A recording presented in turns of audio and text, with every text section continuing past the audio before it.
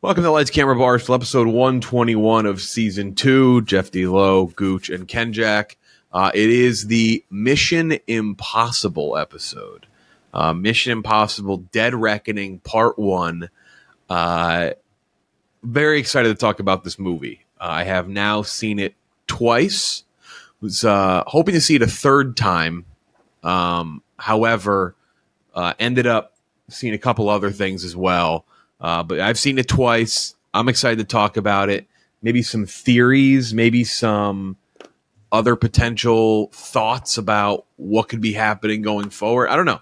There's a lot to talk about with this movie, and I got a lot more in my second go in terms of like breaking it down. Because the first time I saw it, just a fucking amazing experience. So we'll talk about that in a second. We'll do that review, and then some movie news as well. But exciting time. The week is finally here. It's Barbie and Oppenheimer week, or Oppenheimer and Barbie week, depending on who you are. What do you say, Ken Jack? Yeah. Is it Barbie and Oppenheimer week? Do you go alphabetical or do you go Oppenheimer Barbie? I think Barbenheimer just has a cooler ring to it than Oppen Barbie sounds or whatever that would be. Oppenheimer. Did you see the break? Yeah, and how about the that's breaking news from Deadline this morning? Oh no, what was it? I don't even think I saw. I want to note that they used a picture of Cillian Murphy. Oh, okay. Say it again? No. They used a picture of Cillian Murphy.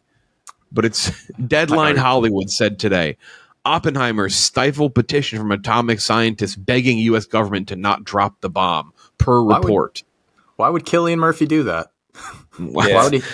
Poor dude. Business Insider is reporting that Oppenheimer persuaded Edward Teller, one of the Manhattan Project scientists, not to send along the petition. Oppenheimer talked me out of it, saying that we as scientists have no business to meddle in political pressure of that kind.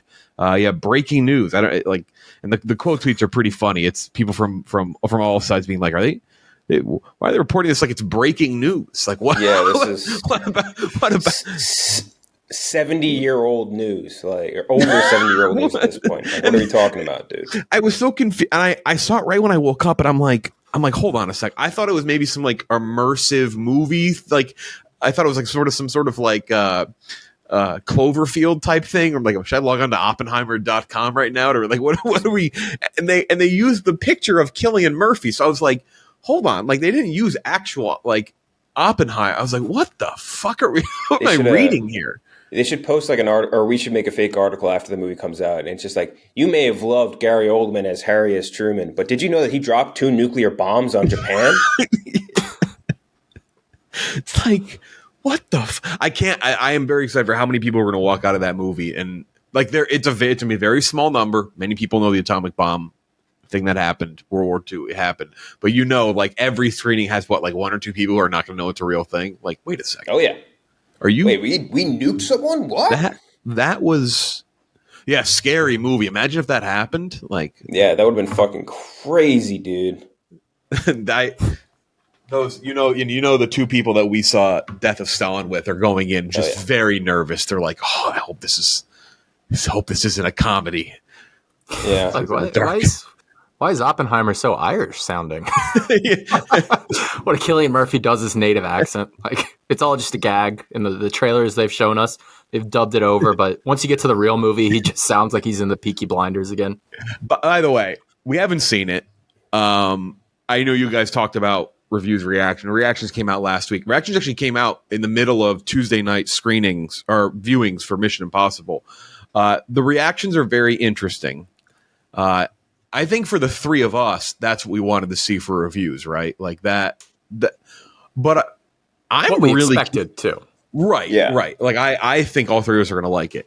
I do think that mainstream audiences are not going to love the movie. Like there's a lot of buzzwords, and I said last week, there's a lot of buzzwords in those reviews that you're always. Like, anytime you see the word dense, yeah, like then you know you're fucked for a main audience. So I'm really curious to see. And I don't think that means it's not going to perform well. Like, it's going to perform well. Tenet performed well during the height of the pandemic, so it's going to do well. He has his audience, but I'm really curious to see what like the general audiences think of Oppenheimer. It's going to be very interesting.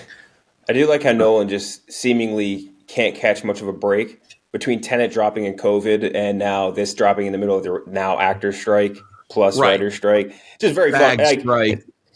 Yeah, it's very funny timing for him, but I mean, I don't think that's going to affect much of the. I don't think anyone's in the main audience that would have seen Oppenheimer anyways. Like, I'm not going to go see this. Sorry, I'm staying with the actors. I'm not going to go watch Oppenheimer.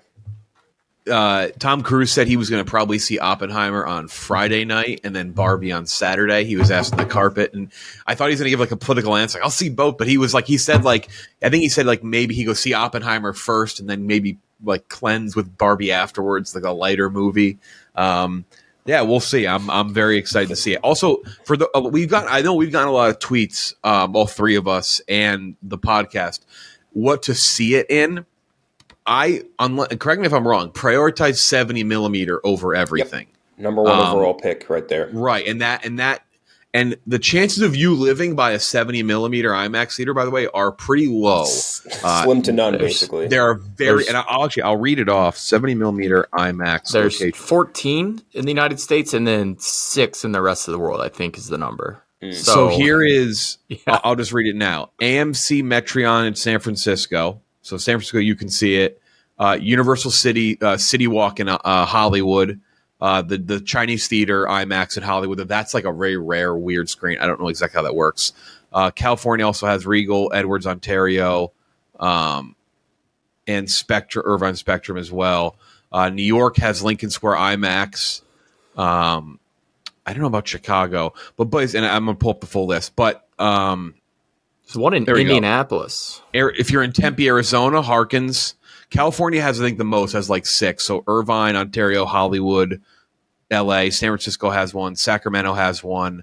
Esquire IMAX. Florida has one in Fort Lauderdale. Georgia has one in Beaufort, Georgia. Congratulations. Regal Mall of Georgia IMAX. Indianapolis has one at the IMAX Theater, Indiana State Museum. Any IMAX at a museum, by the way, sometimes no food, no concessions. That's tough. That's Michigan, one in Detroit, Chrysler IMAX, one in Grand Rapids as well. AMC Lincoln Square in New York, the only one. King of Prussia Mall, biggest mall in the country, I guess by retail space. Cool mall. Sorry to Mall of America. Pennsylvania, right outside of Philadelphia, you have it. Rhode Island, Providence.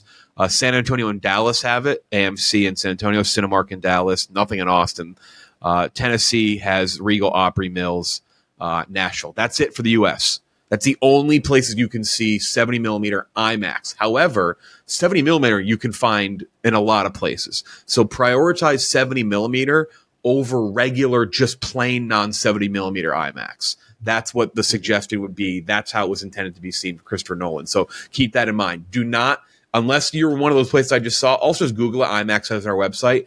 If you really want to see like the true format, go see it in 70 millimeter, even if it's not IMAX. Don't see it in just regular IMAX if it's not 70 millimeter. If you want to do what Nolan would want you to do. So there's your answer. By the way, this is just like maybe something to think about for the next time anyone makes a big movie like this. Consider the fact before you make the movie that there's only like 20 of these theaters in the world.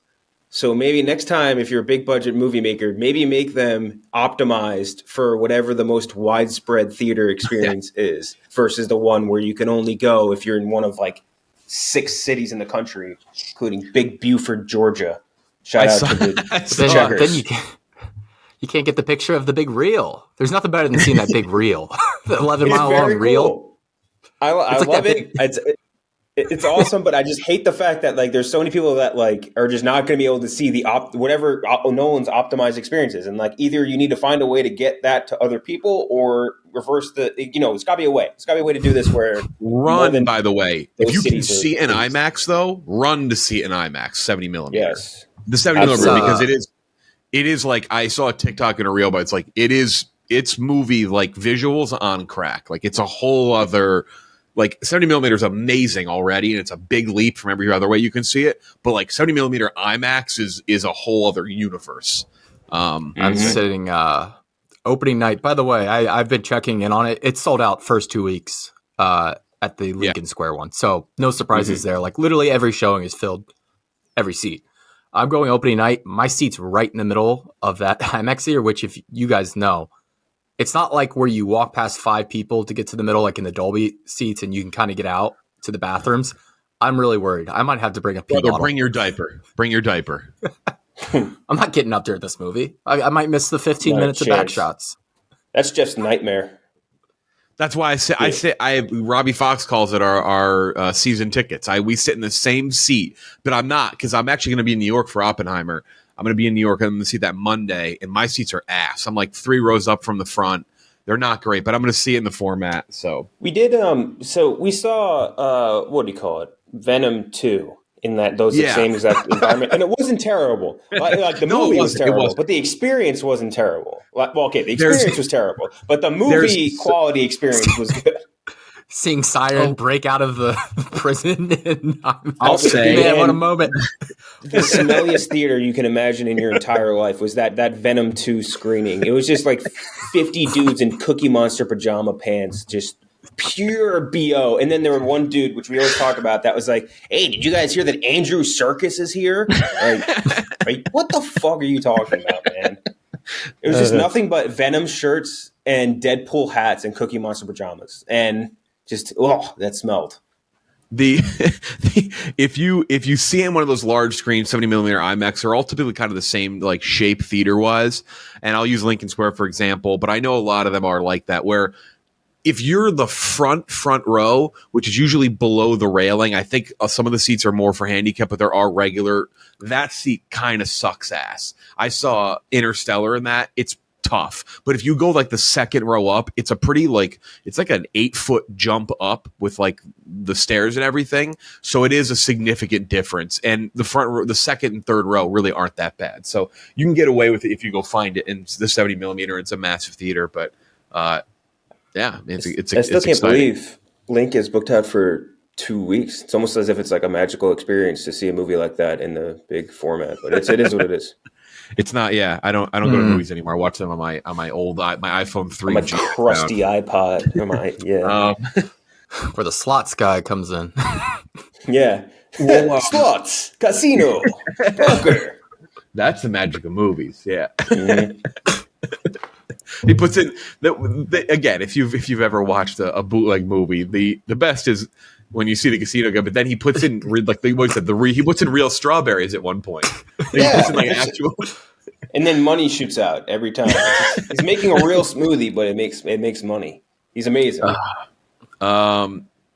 This episode of Lights Camera Barstool is brought to you by BetterHelp.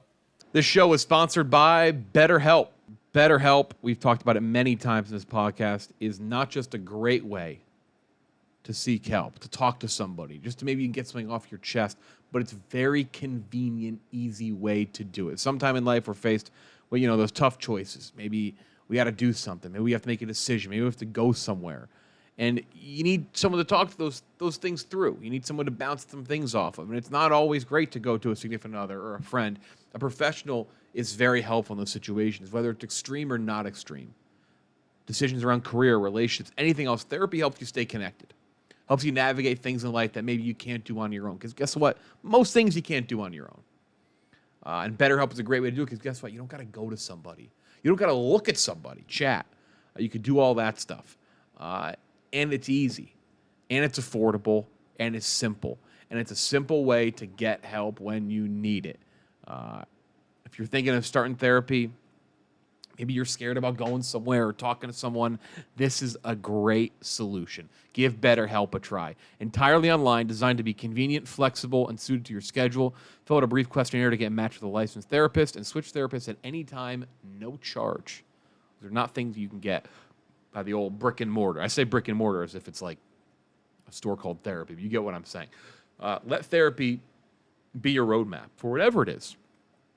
BetterHelp. We've been using BetterHelp for a long time. BetterHelp.com/lights. Get 10% off your first month. BetterHelp, HELP, help.com/lights. All right, let's get into some movie news here. We'll talk about things we've watched, things we've seen recently. Castings, though, for the DCU Superman Legacy movie. Isabel Merced, who used to be Isabel Moner, I believe, by like her stage name. She played. She was in Sicario, Dora. right? She's Dora. She was Dora. Okay, sure. Instant Family. Yeah. She's playing Hawk Girl. Anthony Carrigan is playing Metamorpho, fresh off of a Emmy nomination. I don't know how to say it. Gathegi, is that how you say it? Playing Mr. Terrific. That feels wrong. No matter what way we're pronouncing or getting wrong, that felt extra wrong. If I got one of the two names right, that's impressive. And then Nathan Fillion is apparently going to play a Green Lantern, which he's in. So he's in all of James Gunn's stuff, and I don't. He can't be the main Green Lantern. Like that just can't be the case. That's not going to be the case. There's no way. He's playing Guy Gardner, which is like universally agreed upon as the worst Green Lantern, which I'm sure James Gunn will play into that. Mm-hmm. He's got a bowl cut. Anthony Carrigan is the one that I think has me most excited. He's super funny. I feel like everything I've ever seen him in. Yeah, it's Eddie Gathegi. Eddie Gathegi. Yeah, it's not Edie or Edie. Yeah, anything? Eddie. Eddie would have felt disgustingly wrong, but it's actually very correct. Eddie Barstool Eddie Gathegi. Eddie Gathegi. Our new employee. Yeah, he's playing Mr. Terrific. So there you go. I pronounced your name right. I apologize in the first one. But yeah, okay, interesting castings. Yeah, I will say Hawkgirl should have been played by Hillary Clinton, in my opinion, but that's another debate for another time. Metamorpho. I was going to say, Anthony Carrigan does feel, if you don't know who that is, that's NoHo Hank from Barry. He feels extremely like a James Gunn actor. Yes, very much so. Super funny. Yeah. Outside of that, though, I can't expect any of these characters will... Because he also had a quote this week where he was like, none of our movies will be setting up. Like, we won't ever be setting up future movies in the current movies outside of, like, the tentpole character. I feel like the more I look at this casting, and more it feels like to me like he's making almost like another Suicide Squad-y thing where it's like, here's a bunch of characters I'm going to throw into this. By the way, a lot of them are going to die, or they're not going to play a big part, or they're going to do this, which is good in this case for sure, because we don't want the movie to be diluted away from the focus of Superman and Lois. So I don't know. Interested. Very interested. Which, talking about soups, I watched the first 3 episodes of the My Adventures with Superman. On, I guess it's on Cartoon Network. It sounds like the episode's going porno. Nuts. You would like it. It's an anime. It sounds like a porno, anime Superman. It's pretty good. It's like a throwback take on the character. Yeah. But yeah, a little bit. What was the Family Guy bit where it's like he meets like Superman in hell next to Hitler, and Superman's like, "Yeah, I killed a hooker because she said I was faster than a speeding bullet," or something like that. I just think about that every now and then. Jesus. Evil Superman.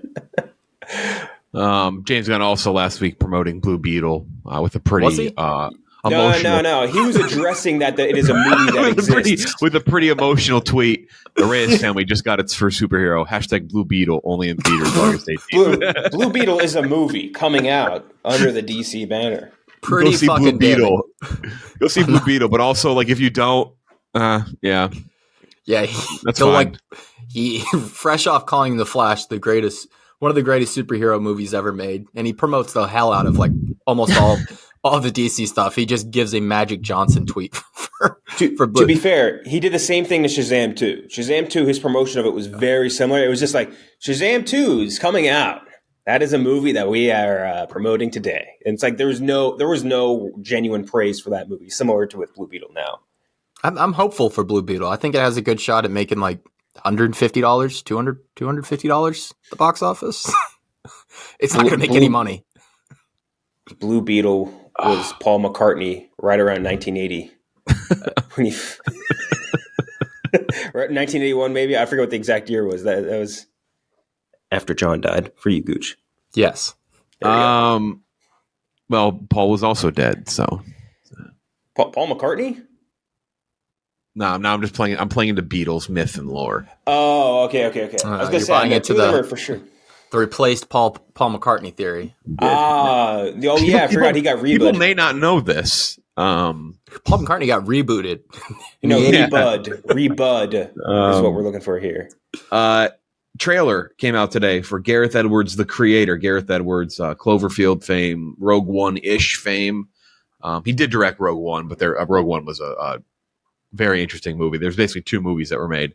Amid a future war between the human race and the forces of artificial intelligence, Joshua, played by John David Washington, A hardened ex-special forces agent grieving the disappearance of his wife is recruited to hunt down and kill the creator, the elusive architect of advanced AI who has developed a mysterious weapon with the power to end the war and mankind itself. I will note I am looking forward to this. However, I have to note from the trailer, if you've not seen it, the weapon is a kid.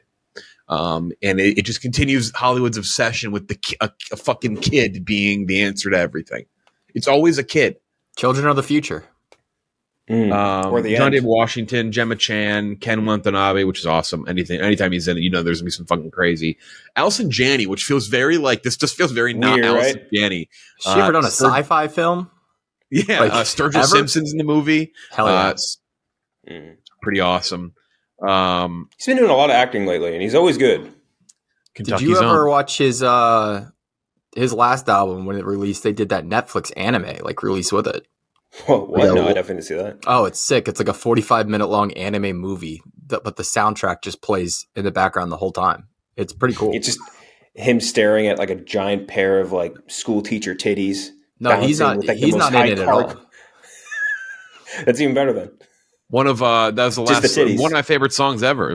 That's the last song Trill picked in the podcast, All Around You. Mm-hmm. Shout out Sturgill Simpson. Not a friend of the pod, but he's awesome.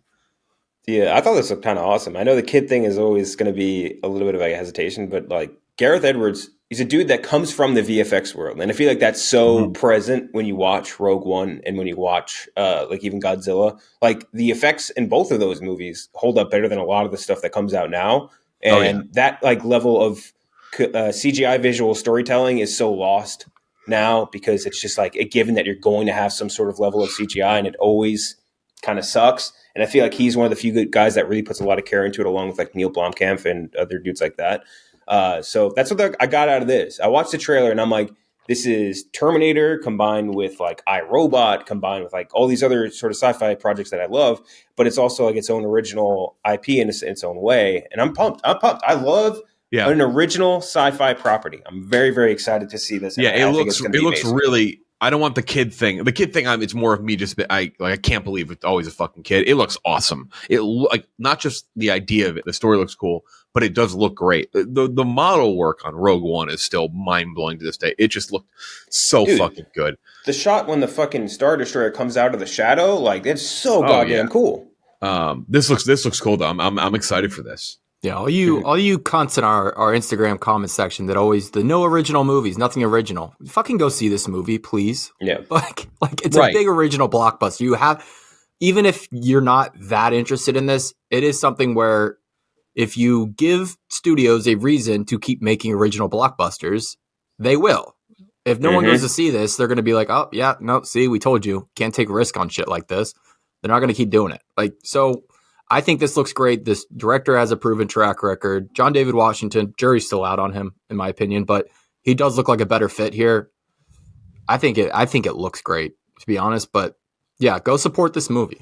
We need more original shit. Yeah, I'm so sick and tired of hearing people say that there are no good original movies. There's no movies. There's movies are all bad now. They used to be so much better. Movies were better back then. There are tons of great movies. I quote tweeted something the other day and I said the same exact thing. I said, yes, there are more movies these days. Like not by like there's not like 300 more a year than there used to be in the 90s, but there are more movies with more places they're premiering all over the place. So yes, there are going to be quite a few bad movies. Yes, there are a lot of superhero movies, though that's always a bit exaggerated. Like there's like 15 come out in a year, maybe max. Like it's not like it's 15 superhero movies a week. Like there are remakes, there are sequels, but there are so many original awesome movies that come out every year. To say there are no good movies anymore is such a stupid, ignorant take. If you can't find a good movie, you're not searching for it. Yeah, maybe not all of them are wide released right away, but there are tons of good movies that come out all the time. And while I'm sure, yes, you can blame Hollywood for not marking some of them, if you want to find a good movie, you can find a fucking good movie. There are plenty of good movies that still come out. And this one, hopefully, is one of them. It's mostly just people like telling on themselves, which, by the way, that's something we didn't address with the creator, is that, okay, listen, Asian woman and a black guy, this is getting too woke for my taste. This movie's gone full woke. No way it becomes good. A child, that kid wasn't white. This is woke. This is woke garbage, dude. No way.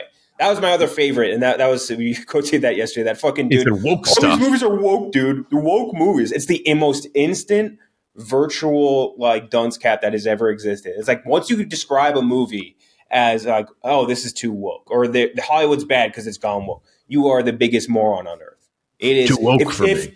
You told right now, if you told Warner Brothers, like, hey, if you make a movie that is 2 hours of a white guy saying ethnic slurs and it will make $1 billion, they will make 500 of those movies. They would not give set up a universe.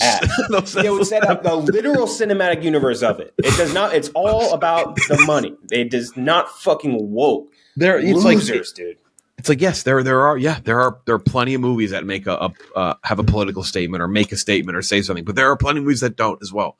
Again, if it's the ultimate telling yourself, if you can't find good movies, you are just not searching for them. There are plenty of great movies that come out. Are they harder to find maybe than they were in 1990s? Like, does every movie get a wide release? No, but you can eventually find that movie. It will hit you in one way or the other, whether it's at a theater or at home. You can find good movies it's a crazy opinion that they don't make good movies anymore. It's insane. Jack, one that I got that for this weekend, I put up my tweet for like Joyride. I was like, yeah, Joyride, great. Like, which is a movie in theaters right now. It's like a girls trip comedy. Very funny. Someone responded to me. Saw yesterday. Yeah, and someone was like, 4 Asian girls. I'm sure it's great. Yeah, and I'm like, if you watch this movie, it's as like because I know people would love this movie. The people who would criticize it because it's so throwback to like early 2000s raunch humor. Like it pushes the edge and the boundary so hard in points. By the way, if you're looking for a good comedy, it has it misses in a few spots, but it was very funny. There's so many of these people that just like you have to have the most miserable brain to input information that way. You know what I mean? Like to look at any sort of movie that's coming out and just the first thing you're looking for is that sort of shit. You have the most miserable, repugnant brain in the entire world. Just losers, dude. I double feature. I saw that and I saw Sound of Freedom. Hell yeah, brother! Joyride and Sound of Freedom. Sound of Freedom is a perfectly fine thriller. Really, really fucked up topic. But everything around that movie, like discourse wise, is just somebody came Misery. in. Somebody did come over to me and pooped in my drink though. That was kind of crazy. I didn't expect that to happen. The liberals got you. They fucking got you, man. George Sound of Freedom's not great, but it gets a little bland. But like the subject matter's obviously very intense and very much a real problem. Sound of Freedom's like, I don't know. The discourse is unbearable. I honestly like it's a movie worth seeing. Like, and I actually think the discourse being so hammered political charge that it's taking away from like a pretty well made movie. Like, it's nothing great. It's not anything like Oscar worthy, but like it's not. Like, I expect it to be just complete dog shit, but then it's whatever. It's not worth. The way the discourse revolved around it, because I hadn't heard about it before that whole start. I assumed it was going to be like one of those like Chrissy Metz Christian Stuck in the Ice movies. You know what I mean? Yeah, but it's not. It's just a regular movie. It's a regular ass, pretty well made movie. It gets maybe a little bland and it's like a little cookie cutter, but like it's really solidly made. Yeah, right. I thought it was going to be like a Kirk Cameron Saves Christmas type thing. Exactly. It isn't though. It's But that's like it's weird. Making a lot of money. Chrissy Metz Stuck in the Ice movie was so fucking bad. Do you remember that? It was her and like Mike Coulter and. Wait! It wasn't her stuck in the ice. No. Okay. We found a new species buried in the ice. Her kid falls in the ice. Yeah, her kid I think falls in the ice and survives because of prayer or something like that. It was real bad. It was a bad movie. Like yeah, and that company's weird. I remember the one that makes that. I think it's run by a pair of brothers that just like pump out all. Didn't they make the Kurt Warner movie too? I think so. Yeah. They make a lot of weird movies.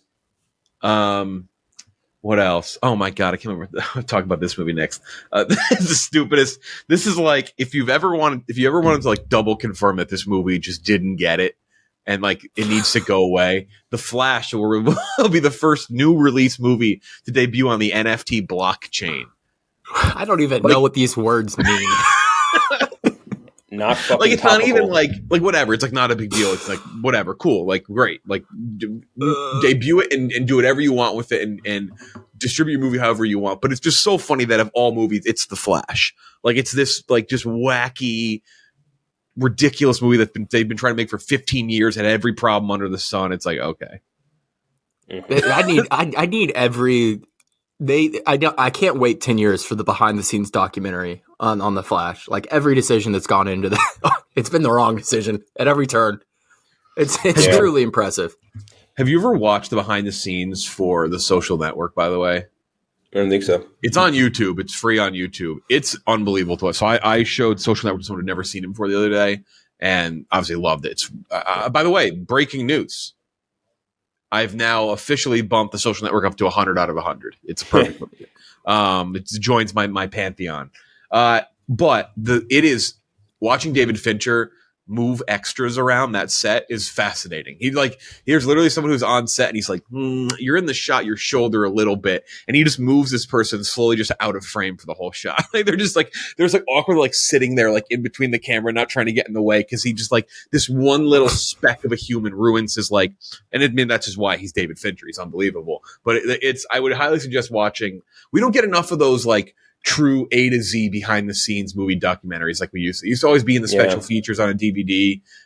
This is like a classic. It'd be Ben Affleck drunk off his ass yelling at him about Michael Bay.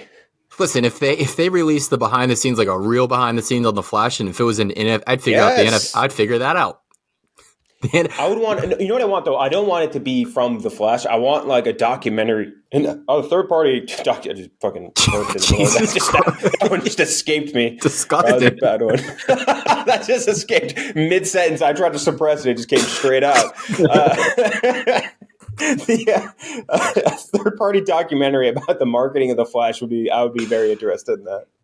It's like it was all planned. Ezra Miller's crime spree was actually we planned this. David Zaslav was like, actually, what you're gonna do is you're gonna break into homes in Vermont, and then Hawaii, and then fucking Montana. It's gonna be great. And then we're gonna release it as an NFT. You get the NFT, you get the whole experience. You buy this NFT, Ezra Miller will show up to your house. It's gonna be released as a Dropbox link where it's every frame of the movie as a JPEG. Yes, in a zip folder, in a full resolution. It's like a 2 terabyte folder. Look at the one with the babies. Marvel news. This is just not even news. Just kind of, it was like a little. I don't know if it was like a graphic or something that got put out there, or if it was news and that made the graphic. But budgets revealed for Secret Invasion and She-Hulk in the movies. Wakanda Forever, $250 million, which that includes. Keep in mind, these budgets include COVID. A lot of movies' budgets were impacted by COVID. Mission Impossible is one of those movies that was majorly impacted by COVID. Wakanda Forever definitely impacted also by the death of Chadwick Boseman. $250 million. Makes sense. Ant-Man 3, a lot of rewrites saying $200 million. Guardians of the Galaxy Volume 3, $250 million. That's been in production for a while. She-Hulk, $225 million. For a sitcom. There's a lot of CG work in there. So I'm not excusing it. I'm just saying if you sat here and you read me the numbers and convinced me, I'd be like, okay, I get it. Which I guess there's a lot of work because there's scrolls. Secret Invasion, though, costing $212 million, really blew me away. It's a scam. I mean, it's a money laundering scheme. The production value of Secret Invasion is solid. Like it's not Secret Invasion, cool show. Like I've liked the twist. I've liked what we've seen so far. If you're an MCU fan, I think you will enjoy it. I think it's one of the better ones. Nothing crazy though. Like nothing mind blowing. Like I think WandaVision and Loki are head and shoulders above everything else because it felt very unique and different and felt like you had to see it. I think this is cool. And there's definitely, if you want to keep up with the MCU, you're gonna have to watch Secret Invasion or at least know what happens. But for She-Hulk and Secret Invasion to cost $400 million, which just comes in the back of Bob Iger saying they're going to scale back everything. He's like, it's been diluted. Like he wants to make it basically we're like, you need to see these things. Like you need to see it. You got to make an appointment to see it. And right now that's not the case with Marvel and Star Wars to an extent. Though if they pull back Star Wars anymore, they're just never going to make Star Wars again. It's like every month it's like they're pulling back Star Wars. Like, well, we're not getting anything now. So I don't really know like what more you can pull back on Star Wars movies. But that's crazy. I think with Secret Invasion, it's frustrating in my head because like that should be the one series you have, which should not be dependent on CGI and money and stuff like that. It's espionage. It's espionage. You have very few superpowers, although I guess that's been kind of changing. And like you should be able to just do this without having to spend a bunch of money on showing us a scroll change. Do it off camera. Save yourself fucking $2 million apparently per scroll face change. And like that is frustrating enough on its own. But also for the She-Hulk thing. Yes, if you were going to make this show, which requires you to show Tatiana Maslany, right, with in changing in full She-Hulk face, CGI, and all that stuff, fine, then it would cost that much. But then it raises the question, at what point were you thinking, oh, maybe we just don't make this? Yes. Because if we just sit there and go like, oh, if it's going to cost us this much and we're going to have to spend this much showing a CGI face all the time, maybe it's not worth burning $200 million in on a fucking streaming sitcom. A streaming sitcom of a character nobody's really like dying to see. And you get to say the same thing about Secret Invasion. No one's dying to see that. Unless you have like a property that people have been begging for forever. Like, why would you spend that level of money? Especially with Secret Invasion when it doesn't feel like you have to. I mean, and it goes back to, I made this point last year. It was like, or maybe earlier this year, like a lot of these series are just, they would work better as specials. Like bring them down to 50 minutes to an hour and a half and release it that way. We don't need 5 hours of She-Hulk. We don't need like 5 hours of She-Hulk. I can't tell you what happened outside of that one episode, which I barely remember still, the one with Daredevil. It's something that just, if you brought down the time and the run times of this stuff, like there goes 80% of the budget. I mean, I don't know. And it's also frustrating when they say you don't have money to pay writers and then you're spending $225 million on She-Hulk. That's insanity. I saw a funny quote where it was like, the reason these cost so much is because it's very difficult for a producer to steal $1 million from a $13 million budget. Like, yeah, now it makes more sense when you're spending fucking $200 million a pop on these. And somebody at Disney, there's an executive there just fucking buying a new yacht every year based off these things. Well, there has to be a money laundering scheme. There's no other way. That is a good segue into the next thing. Bob Iger obviously under some fire for comments after the whole rightfully so bozo PR it's a bozo comment about like actors and all the writer's strike. But Iger made a pretty modest $195 million compared to David Zaslav, which in the last 5 years made $498 million. What the fuck? Crazy. Ari Emanuel, $346 million, which 345 are just royalties from Entourage for being based on Entourage being based on him. Reed Hastings, $209 million. Ted Sarantis, $190 million, $92 million. Can't pay him, man. The Zaslav one is former true. CEO Bob Chapek of Disney made $400. Like, yeah. He got like fucking like an RSU, a single RSU. This fucking loser. Warner Brothers is like, we're in billions of dollars of debt. Why don't we give our CEO $500 million? What?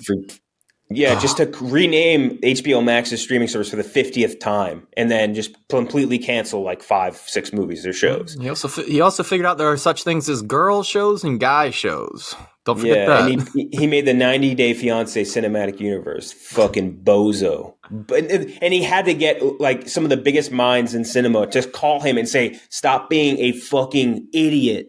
Like that is what you're paying him for. To embarrass your fucking network. Like, oh, it's just a goddamn shame, dude.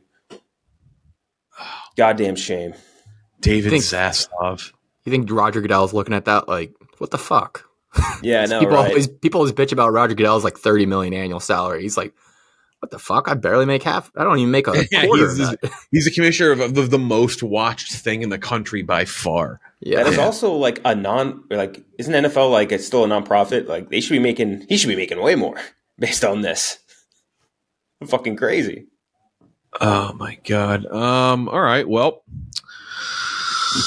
that's I guess news. Anything else we're watching here? I mean, we mentioned Joyride, mentioned Sound of Freedom. The Covenant has some people have talked about a little bit here and there. I know we mentioned in the podcast very briefly. But the Covenant with Jake Gyllenhaal from Guy Ritchie, I think that's worth a watch. Definitely, they didn't market it whatsoever. Well, it came out at a rough time alongside that Gerard Butler movie, which was the exact same thing. Kandahar. What else? Anything else? Everybody's watched it. By the way, apparently They Clone Tyrone coming up on Netflix is pretty good. They've gotten a lot of good reviews. Yeah, I'm excited for They that. Clone Tyrone. Going to be in theaters and Netflix. Everyone's watching Suits, by the way. Have you noticed that? Yeah, I saw Brandon Walker was watching it. I'm in a group chat with Brandon Walker, Will Compton, and Rico, just talking Suits. It's all we talk. It's Suits. I've seen Suits. I've referenced Suits in podcasts for years now, like very just briefly, because when I moved to New York, my two roommates, I live in their fucking couch. They watch Suits, so that's like how I was introduced to Suits. I'm rewatching Suits. I mean, Suits is fine. It's like the #1 show on Netflix right now, though. It's crazy. Know. It's bumped I would have watched that show so much earlier, like most USA Network shows. I would have watched it if I didn't think the two dudes looked too similar. Like every single time I would see the ad for it, I'm like, these two main dudes look like the same guy, but they're not. And I don't like that. Something about my visual monkey brain is just like, I can't get around that. Plus, the fact that we saw that one dude doing what do you call it? What was the ad? What did you do the ad for? Like the cookie Royal Match? Yeah, guy plays Royal Match. Yeah, Louis Litt. That's the character. The funny thing is, though, is that Louis Litt. First of all, that's the Meghan Markle show. So Meghan Markle's in that show. Yeah. But Harvey, the main character, he basically talks in movie references. Like that's his lingo. So it's I guess if you like that. I can't wait for these. I can't wait for people to get to like season 4 and realize that the show just completely loses steam. Just so. Oh, it really falls off. My name is Louis C. Litt. That's what everyone calls me. Great intro song, Greenback Boogie. Greenback Boogie. What It's also very New York. If you live in New York, you like that show 10 times more. I guarantee it. It's just a very New York, like, hey, hot dogs on the street. Like it's just like it recycled shots of the World Trade Center being built. That's basically what that show is. Anything else we're watching? Righteous Gemstones has been crushing it, by the way. Righteous Gemstones still one of the best shows running. Big episode of One Piece coming up. Maybe the biggest one ever. So you guys have time to catch up. August 6th is the big episode. Yeah, only 1,000 episodes to go for us to catch up on that. I saw The Outlaws. It was a Netflix original movie. It's not good. Adam Levine one. It was Pierce Brosnan, a couple other people. It wasn't very good, but I thought it'd be way worse. Wait, Adam Devine? Divine, yeah. I was like, hold the phone for a second here. Yeah, hold the payphone for a second. Have we watched? You wanted to give that a fucking applause at first. I can't. I don't know what it is. Maybe because it's. I don't know. Maybe I need like a few more weeks, but. As I can't get myself to watch Quarterback on Netflix. Oh. I watched the first episode only because I'm scrolling to the Patrick Mahomes parts to find where he plays the Chargers, and then I moved past everything else. Like that's what I did the first 2 episodes, and they didn't show it. So now I'm just not going to watch. I just like. I don't know. Like I'm excited. I'm excited for football, big time, but. Like, I don't know, maybe it's just like too early. Like, I think maybe it's like a thing I'm going to watch in August because I don't really watch Hard Knocks anymore. Hard Knocks is just not what it used to be. Like, I think the access and then, like, I just don't think it's quite as riveting as it was like maybe 5-6 years ago. So maybe I'll just save it for August. With JJ Watt singing Linkin Park or whatever, flipping tires. Yeah, like the Rex Ryan stuff. Minor, yeah, sorry. Like I'm biased because like the Browns were in it once. Like obviously Bengals were in it once. Like when Ocho Chargers were too, and it stunk. They split it with the fucking Rams. It was awful. What a dumb idea. Yeah, so we'll see. And like the thing, it's like like the idea of the Jets again is intriguing because it's fucking Aaron Rodgers. Like, what is Aaron Rodgers going to realistically give on the show? Nothing. I think he's going to do some shit. I think he likes the spotlight. He's going to retire. I think he retires in the middle of this fucking thing or right before the season. Like, I actually don't got it. That would be such an Aaron Rodgers move. So I'm going to save quarterback for I think August. Like I need to be in that football mindset. I think. But I heard it's okay. I heard some people love it. It's solid. Yeah. Well, to be fair, the Patrick Mahomes parts which I watched were solid. I didn't really watch much of the Kirk Cousins or Mariota parts. I think that's it. I think that's it on non-Mission Impossible stuff. We were gonna have an interview today, but unfortunately, the strike has I won't say who, but it was Tom Cruise. We should that should be our new thing. We just say like that we were gonna have fucking like I don't know Chris Pratt today, but we had a writer strike. Sorry, like we just keep going down the line of the biggest actors. We're gonna do a best movie of all time draft with Tom Cruise, Margot Robbie, and Christopher Nolan. But unfortunately, because of the strike, they were not able to make it today. Damn shame. I saw Palm again this morning. I said, "Great, I loved your character. Thanks for going viral on somebody else's interview." Yeah, she did go viral on another interview. That's tough. This episode of Let's Hear About Barstool is brought to you by Babbel. This episode brought to you by Babbel. That's right. This summer, start speaking a new language. I don't know. Maybe you're going to I don't think I can say the name of the event. Maybe you're going to that big event next year in France, and you want to speak French. The big event where all the world's best athletes come together once every 4 years. Maybe you want to speak a different language. You want to travel somewhere. Instead of paying $100 for a private tutor, maybe using those apps. Babbel's quick 10-minute lessons are designed by over 150 language experts to help you start speaking a new language in as little as 3 weeks. You should do this just to watch movies without subtitles in other languages. Babbel's designed by real people for real conversations. All Babbel's tips and tools for learning a new language are approachable, accessible, rooted in real-life situations, delivered with conversation-based teaching.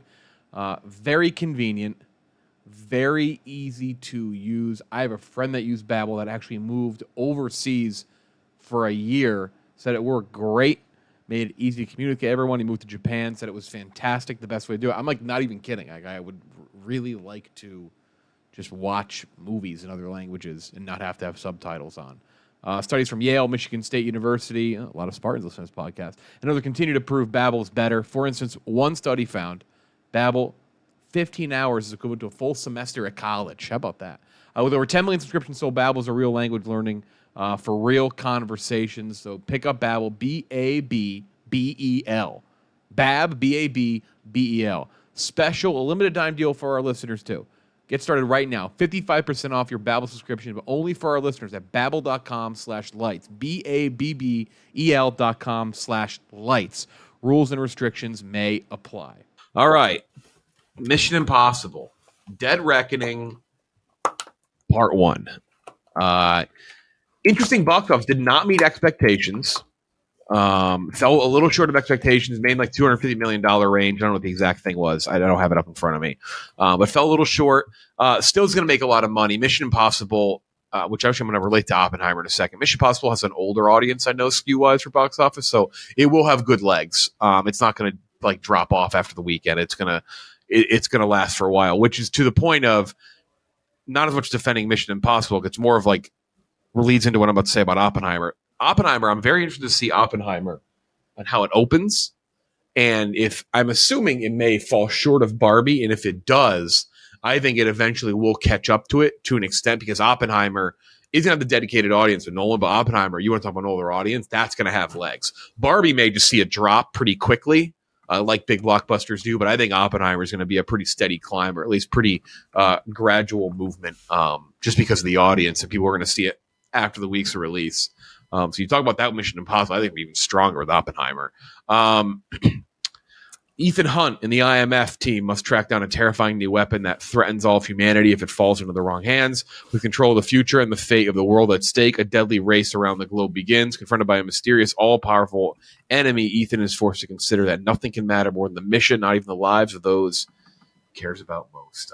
Ethan Hunt, once again played by Tom Cruise for the 7th time. Rebecca Ferguson back as Ilsa Faust. Simon Pegg as Benji Dunn. Ving Rhames as Luther. You get Henry Czerny back as Kittredge for the first time since the first movies. Yeah, cool to see him in the movie. Reminder: Nicholas Hoult was supposed to be in this movie as the villain, and then he was recast. Kind of an interesting little note there. New people in the movie. Vanessa Kirby's back, by the way, as Alana, daughter of Max, who was obviously in the first movie. Rip apparently died around Fallout in Mission Impossible canon. Her brother in it as well. Funny character. New characters, though, the big ones.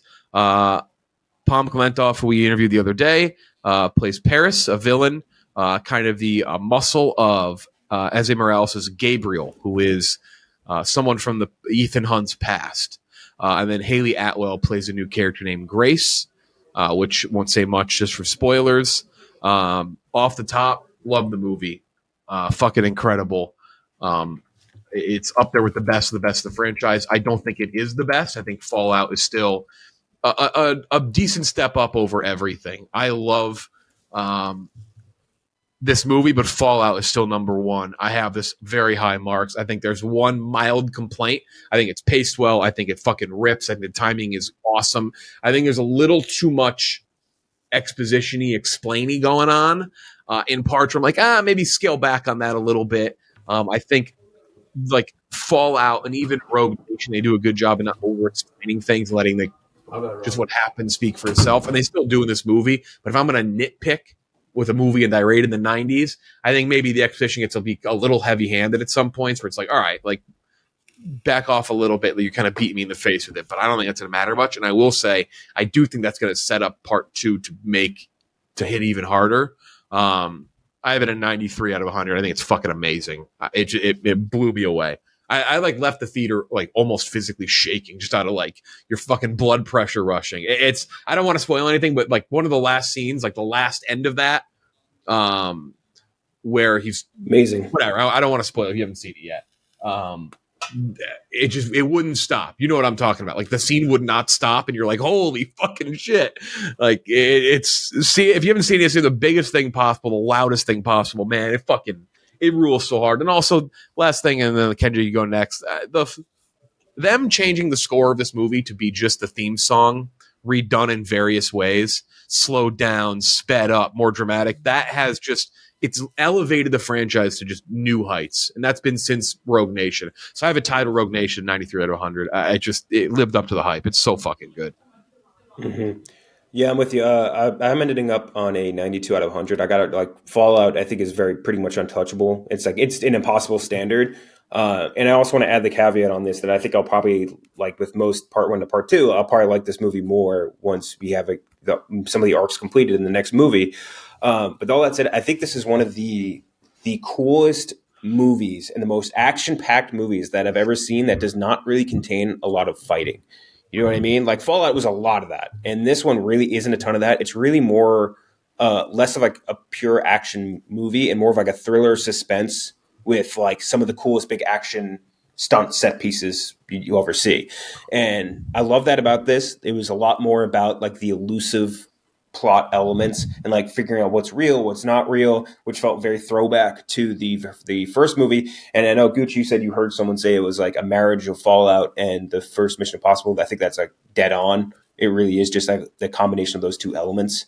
And I really liked a lot of those return to basics versus like, hey, like with Fallout, again, like big fight scenes, gunfights, like big set, like all that shit's huge.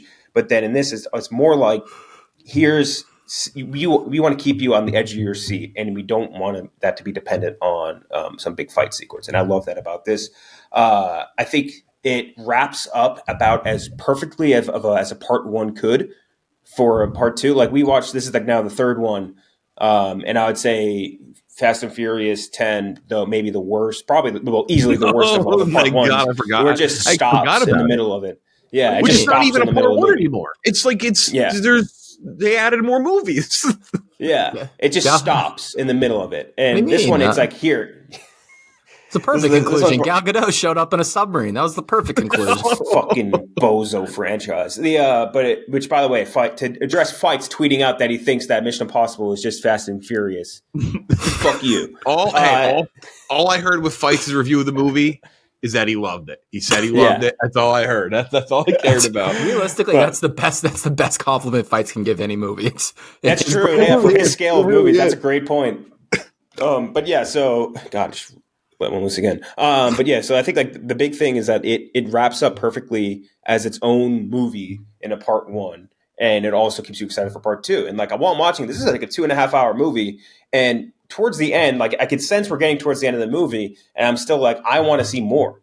I want this movie to not end. I want to keep going. I could watch another 2.5 hours and conclude this little 2-part arc, which I think is an incredible testament to McQuarrie and his ability to like sort of do that, because that's like an impossible thing. We talked about that with Palm too, where it's like there's scenes where like you can't predict where the connective tissue is going to be between these two movies. So like I think it's super impressive. The new cast members are awesome. I thought Haley Atwell was like an absolute force in this, like the perfect perfect casting in this.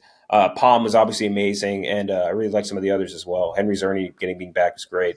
Carrie Ules is interesting to see in this franchise, and like Mark Gatiss being there for 2 seconds, and as well as some other people in that scene like Rob Delaney. It's cool, but we'll get more into it in spoilers. But I loved everything about this movie, and I'm very happy that they went back to basics on a bigger scale.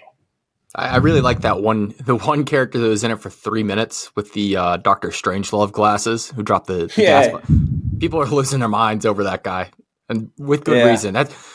That's one of my biggest takeaways from this movie. I gave it an 82 out of 100, so a little lower than you all. Echoing what you guys think about the action. The action, obviously fucking awesome without even just fighting. Like, it's just these massive set pieces, which look great. Especially this being the first one shot on digital could be a bit of a concern. I don't think you really noticed it at all. I think it looked phenomenal. Especially with those like throwback, which he said it wasn't a throwback to Mission Impossible 1, those Dutch angle shots, but that is the definition of Mission Impossible, and it's nothing but Dutch angles. And they used it like exactly the same way with the Kittredge scene. Like, it was like, so that was awesome. I really love the new characters. Haley Atwell, seeing her in this, you wonder, she's 41 years old now, 40 years old. You wonder how she hasn't been like a big star at this point. Like, she is a star in a way, but not in a way where she's led her own franchise. One of those, I saw you reply to one of those big screen leaks tweeted. They were like, implied that she might be Tomb Raider. I don't know if that's what they were saying. She's great Lara Croft. Yeah. Like, she's phenomenal in this. She's so charismatic. She slides right in perfectly, and her dynamic with Tom Cruise was great. I think this was, by the way, the funniest Mission Impossible by far, and not in a way where you would think, they're inserted humor. It's not like cringe, they're right behind me kind of humor. It's just funny, like stuff that works within the Mission Impossible franchise, like the callback to the magic tricks.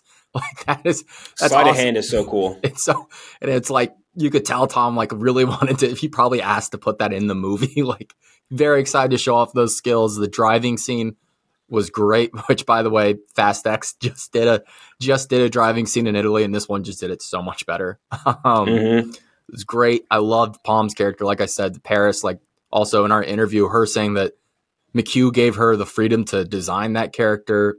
Really cool, because like the way her costume set up, like another callback to Fast X, she was just Joker at points, like just absolute chaos. The biggest problem for me was the villain. I'm just not a fan of AI bad villains. Like, it just doesn't always work for me. I hope that there is a further reveal in part 2 of maybe who created the AI. Maybe someone's controlling it, something like that. Because I don't love when it's just a piece of technology.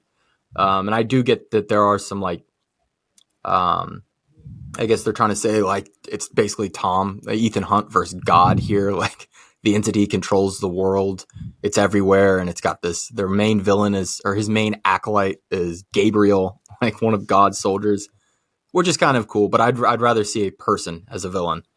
And then some of the people they're racing, I didn't really love Asai Morales. He felt very much like a TV villain to me. No offense to him. And then Shea Wiggum, I do love him, but he felt a little out of place at points. Oh, I thought he was that was such a classic Mission Impossible foil, though.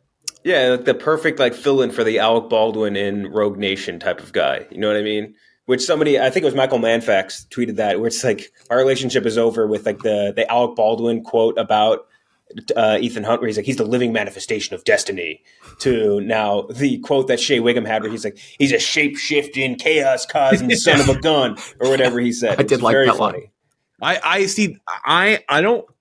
So we're into spoilers now. Just a heads up. If you haven't seen it, I would stop listening.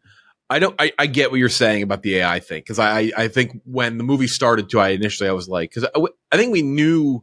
I tried to not know as much about this movie as possible. Like, I watched the trailers. I stopped watching them after a certain point. I was like, oh, this could be stupid. I do think they used it well. Like, I understand like not loving like, computer bad, AI bad, but I think like they used it a lot better than 95% of other franchises and other properties that have tried to do the AI bad thing. And I think it was a good thing to do, to sort of, a lot of times when that's like AI bad, computer bad, you always fall behind in a way that you can't combat it. Like, I loved Luther doing like all the face changes in the airport. The airport scene was honestly might be my favorite. I love it was really cool. them race through the airport, and I loved when you see the Shea Wiggum character look. They're like, "Where is he?" And he's running on top of the building. Like that's just so the music like kind of crescendos. So that was cool. But then I love the AI taking over. Benji's voice I thought was great too. Yeah, that was awesome. I thought that was cool to kind of change that up. I think I don't want to be big theories guy yet. We'll get to Ilsa at the end. We'll talk about Ilsa Faust and her fate, and if we think Rebecca Ferguson's donezo. Favorite scene though? Actually, let's before we do favorite scene, we got to talk about the bike scene because I feel like the bike scene is the most anticipated scene in the movie. First off, someone in my row.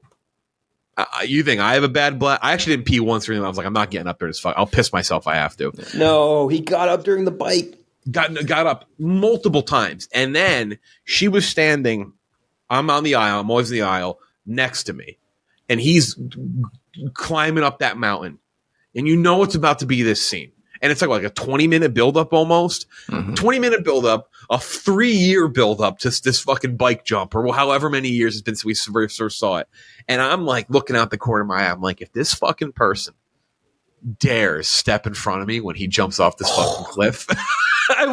And I don't know, like they must have known too, because they waited the whole scene. They stood there, like, and they watched the whole scene. I'm like, if this fucking person walks in front of me when he jumps off this cliff. But that scene, I was worried about that scene because I'm like, man, we've seen it so much. But there's also, I don't know, like I've never really experienced this with a movie before. And like maybe some things like I random in my head, obviously always thinking Star Wars, like when Han Solo pops the Millennium Falcon, you're like in Force Awakens, like you saw in the trailer, but you're like, come on, here it is. It's about to happen. You know, he's about to jump off that cliff, but I think the build up with it was so great because it was such a long trek. Then she's like, turn here, go here. And the character doesn't know. And like, look, I'm not like crediting the marketing for why the movie worked well, but like it was kind of cool that like we've seen the jump so many times, but we were still like, you're still like on the edge of your seat because you know it's coming, you know it's happening, the build up, and like it was such a long, cool scene. I thought it was just the bike scene lived up to the hype for me too. And when the sound completely cuts out when he jumps, fucking incredible. Yeah, that was my favorite. The sound cutting out was amazing. The conclusion of that too, where he just fucking flies into the train and knocks out two. It was perfect. That's like perfectly Mission Impossible. And I think speaking of the train, that final sequence with the train cars falling down as they're crawling up through them is one of like the coolest things I've seen in Mission Impossible. Like, and that's where when I left that movie theater or screening theater, whatever, I was like, they do so well with the set piece shit in this that bike scene, which is like one of the most anticipated things ever, is like the third coolest set piece thing in the movie, which is crazy to say, but like that scene I thought was so fucking cool. And obviously the fight on top of the train, which was a lot of practical, as we know, was so goddamn cool. You have to know what you're doing to execute that train drop thing, because if that happens in a corny, stupid franchise or a poorly written movie or one that doesn't earn suspense like that, that's a dumb fucking scene. Like that is just endlessly stupid that they continue to just go car by car. But you're sitting there, you're like, what the fuck? And the funny thing is, it's kind of similar to something from Fast and the Furious. I don't know if Fights referenced it, but do you remember when fucking Brian jumps off? He jumps off the truck and lands on the truck in 7. The last one he was in. It goes off the cliff when they're racing around like the mountain, and he jumps, and like physics wise, he should have never made that jump. Tom Cruise kind of makes that jump, but like I thought that the train cars dropping over and over. I mean, I was like, it was intense. Like it felt fucking intense. McHugh said there was no inspiration, but it is very much a beat for beat, almost remake of a final scene in Uncharted 2, the video game. Like that exact. Somebody said it has a lot of video game. Who was it? Might have been Jeremy John's review I watched. Said like there's a lot of video game. Yeah, like that scene in particular was almost a rip, but it's done so well that it doesn't matter, and it hasn't been executed to that extent in live action ever before. So who gives a fuck? That I'd say either that or the car chase in Italy. I really loved. Car chase was so it was cool, great, man. That's one of the best I've seen in forever. So good. I do like that. I do like that the Secretary of Intelligence. I forget. I've already seen it twice. Should know. Was kind of in on being a bag. I like those kind of things. I like that Kittredge was behind a lot of it. Like I think those kind of the really rope-a-dope you a bit as the audience to kind of add multiple villains there. Like nobody's good in this world. Like it's all like that's kind of always the theme. Mission Impossible in the IMF. Mm-hmm. But you mentioned that opening scene. Not the opening scene. The scene after like Ilsa, quote unquote, we think she dies when Ethan Hunt has like the mask on. You're always like, all right, what's going to be the final thing before the opening credits roll and they play the theme? Him putting on the Kittredge mask was awesome. I didn't really know it was going to go. I was like, oh, pretty cool that he face revealed. Like that was neat. I'm like, this was worth it. Lived up to my expectation. But then it exceeded it because when he puts on and then Kittredge is like, of course, that was pretty awesome. That got me. Yeah, it's a double back on the car chase sequence to see. I think that scene was so perfectly like just indicative of what makes Mission Impossible so great and what made other sort of franchises which had tried similar stuff like the John Wick 4 Arc to Triumph thing so cool is like seeing a lot of that shit done, and that shit done practically is just so much different and so much more real feeling than seeing it like CGI car pile up like Fight's favorite franchise. Like it's just really goddamn cool seeing them do all these tricks and knowing that they did them. And that's a big thing that's great about the Mission Impossible marketing team is that they tell you right off the bat like, hey, this is real. Because otherwise you might think like there's no way they're doing this in real life. Just in the state of movies, it's going to be CGI. But seeing them do all that shit and it being real was so goddamn cool. And that tiny ass little Fiat just fucking buzzing through Rome, fighting in that tiny little what do you call it?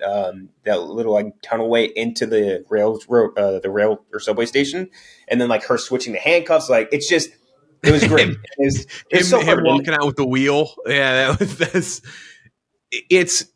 that is a thing that the franchise does that is so important. And we talked a little bit with Simon Pegg about it. And I love that Simon Pegg mentions like he said like Benji's not like the comic relief character, but like he did talk about like the humor in that.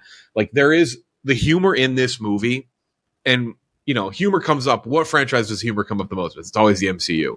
Humor in Mission Impossible always hits pretty damn well, and it's few and far between. It's not every scene, but like their spots. Right, they pick their spots. Like it doesn't disrupt the action or the serious moment, but it's like serious long car chase, and it ends with him holding the fucking wheel, and that's how he got out. Like it's a good chuckle, but like it doesn't really stop to let you laugh. Like you kind of laugh with it as it happens. Music goes, and he's off in the van, and he moves on. Yeah, it's. I love the second time I saw it too. Like I think I was like, all right, maybe prisoner of the moment, but then I was like, nah, everything I felt the first time I just justified. That reminds me of the Fallout scene where like he's chasing the dude through London, and like he's like sitting there in the office and talking to Benji, and Benji's like, take a left, and he's like, there's a fucking window, and like he's like, well, just like work it out, and he like steals that lady's chair, and he's like, I'm so sorry, and just busts it down, like perfectly placed, and does not, like you were saying, like disrupt the dynamic flow of an action sequence. It's just like here's a quick laugh, keep going, and it's like it's just built in well. Unlike other movies where it's just like I think like I've used this analogy before, but like if you're on the train, the movie is a train, you need to go into full stop so the director can be like, hey, look over there at this attraction, look at this joke, and then we keep going again. It's like it just keeps going. Yeah. Also, now that I think about it, also with the villain, I do want to give it credit, the technology wise. I think it's a really cool move to bring that in, as they had to scale back what they could do with technology here and bring it back to like spy roots. Like I think that's setting up for a really interesting part 2 where they're more analog and how they get things done. Like that's an interesting direction to take it. So I will the most cliffhangery thing that happened was Luther going off grid. That was the most like in terms of like where the fuck is Luther? What was Luther doing? That is the mode. Well, that's the second biggest question. Even though after I saw it, I didn't even think about the Ilsa. I just assumed she was dead.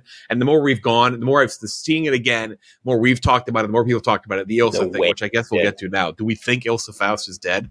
No way, dude. Trick the entity because it was a very it was a really cool scene, by the way. It was like a really dramatic. It gave the movie stakes, and there was a point where I went, what the fuck? She's about to die. I was like, God damn it. I was like, I didn't think they were going to kill her. And then when she dies, you're like, fuck. And it was emotional. The music was perfect there. Him running through the smoke.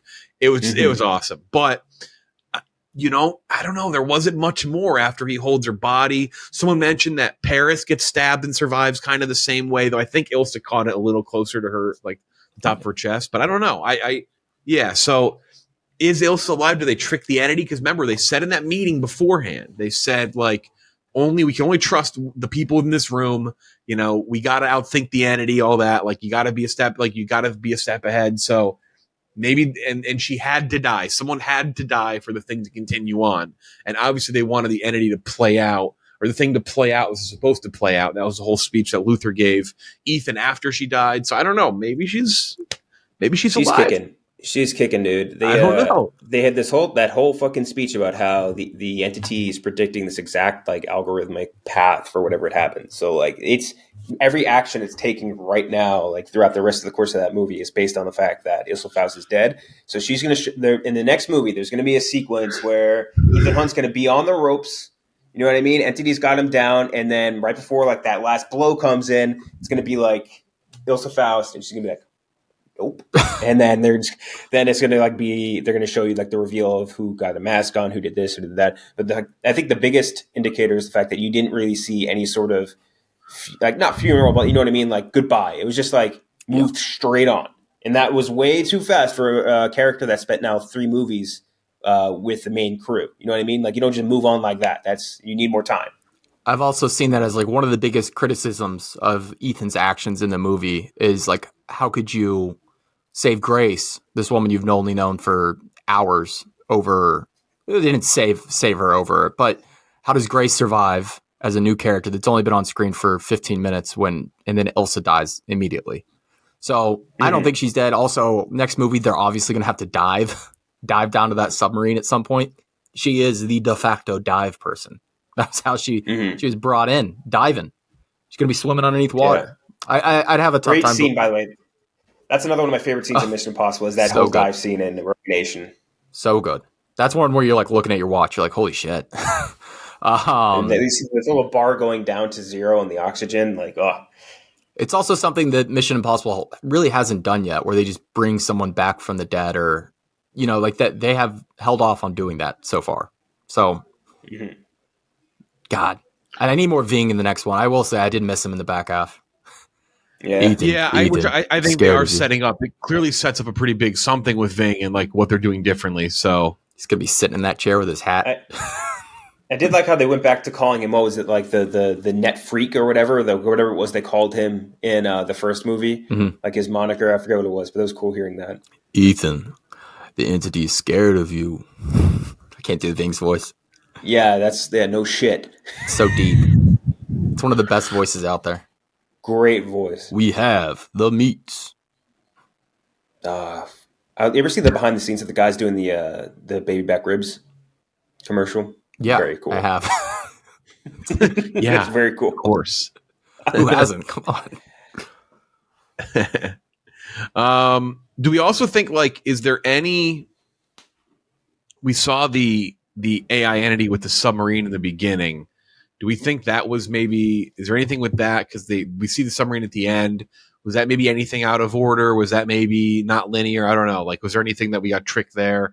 I was trying to think of just things that we might see that sort of, because obviously the whole movie is deception. Like everything about the movie is deception, and maybe not believing what you see. Like I am curious if there's anything else that we saw that maybe was a trick. I don't know. This is me. I don't have anything in front of me that says like this is this is that. I'm just kind of curious. Like it's the best part about the movies, man. It's all deception and illusion. And I think that's the bigger emphasis on that in this movie is what I really loved about it. Yeah, no, I'm excited. Part 2 is due to come out next year, right? Yep. Yeah, June. Well, we'll see now. Yeah, how much that would suck ass. Yeah. Things are going to get delayed. So because Zaslav needs fucking $500 million. That fucking pig. That fucking bozo pig. But they did film this already, correct? Yeah. Okay. Yeah, it's coming out next year. It has to, unless they have like reshoots and stuff they have to do, but I don't know. Okay. Well, hopefully this isn't impacted too hard, because this is I really, really need to see this. Then hopefully this movie makes enough money. I don't know. I think they're fine. I can't imagine the marketing budget was 2x the production budget here. Mm-hmm. No like NFTs involved too, which is helpful. I'd buy an NFT. I'd buy a Mission Impossible NFT. I'd figure it out. So yeah, we all liked it quite a bit. Awesome movie, just fucking incredible.